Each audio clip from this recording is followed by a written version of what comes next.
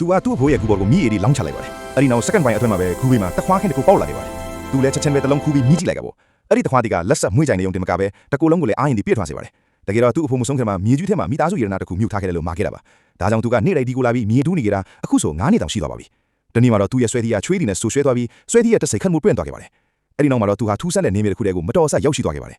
အဲ့ဒီထဲမှာကြီးလင်းနေတဲ့စမ်းရည်တစ်ခုရှိနေတာကြောင့်သူကမနေနိုင်ပဲတငုံတောက်ကြည့်လိုက်ပါတယ်အဲ့ဒီခါမှာသူ့တစ်ခုလုံးအားရင်ဒီအဆက်မတန်တိုးလာတယ်လို့ခံစားလိုက်ရတယ်အဲ့ဒီစမ်းရည်မှာအန်အိုစရာကောင်းတဲ့အစွမ်းတက်တီရှိနေတယ်ဆိုတာသူသိသွားခဲ့ပါပြီဒါကြောင့်သူဟာအဲ့ဒီရေကူသုံးပြီးတခွားတီစိုက်ပြလိုက်ပါတယ်တခွားတီမြက်လာတဲ့ခါမှာတော့တချင်းပေးခူးပြီးဈေးကိုယူသွားခဲ့ပါတယ်လမ်းတော်လမ်းလာဒီဟာတခွားတီရဲ့အယောင်ဆွဲကြောင့်စိတ်ဝင်စားသွားကြတယ်တယောက်ကဈေးဘယ်လောက်လဲလို့မေးတဲ့ခါမှာတော့သူကတလုံးကိုဒေါ်လာ100လို့ပြောလိုက်ပါတယ်အားလုံးကတော့သူ့ကိုပိုက်ဆံမဲ့ပြီးယူနေတယ်လို့ထင်သွားကြတာပေါ့အဲ့ဒီချိန်မှာလည်းနမဲကြီးစားတော့ဆိုင်ကစားဖို့မှုတယောက်ကတခွားတီနန်းကြောင့်ရောက်လာခဲ့ပါတယ်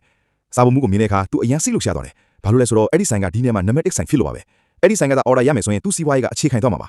စားဖို့မှုစကားမပြောရသေးခင်မှာပဲသူကတခွားတီတလုံးကိုအမြန်ချိုးပြီးမြည်ကြည့်ခိုင်းလိုက်ပါတယ်မြည်ကြည့်ပြီးတဲ့နောက်မှာတော့စားဖို့မှုဟာအံ့ဩမြင်တတ်သွားခဲ့တယ်ဒီလောက်အရသာရှိတဲ့တခွားတီမျိုးတစ်ခါမှမစားဘူးလို့သူကဆိုပါတယ်ဒါနဲ့ပဲသူကတခွားတီအချို့ကိုဝယ်ပြီးဆိုင်ရှင်ကိုမြည်ထိုင်မှုဆိုင်ကိုအပြေးလွှာပြန်သွားပါတော့တယ်အဲ့ဒီချိန်မှာအမျိုးသမီးဆိုင်ရှင်ဟာစီးပွားရေးအတွက်စိတ်ညစ်နေတဲ့အချိန်ပါပြီးခဲ့တဲ့6လအတွင်းမှာပြိုင်ဘက်တွေကြောင့်ဆိုင်ကဖောက်တန်3ပုံတဘလောက်ဆုံးရှုံးသွားခဲ့လို့ပါရုတ်တရက်စားဖို့မှုကအစည်းအဝေးခိုင်းတဲ့ကိုတခွားတီအိမ်နဲ့ပြေးဝင်လာပြီးဆိုင်ရှင်ကိုချက်ချင်းမြည်ကြည့်ဖို့ပြောလိုက်ပါတယ်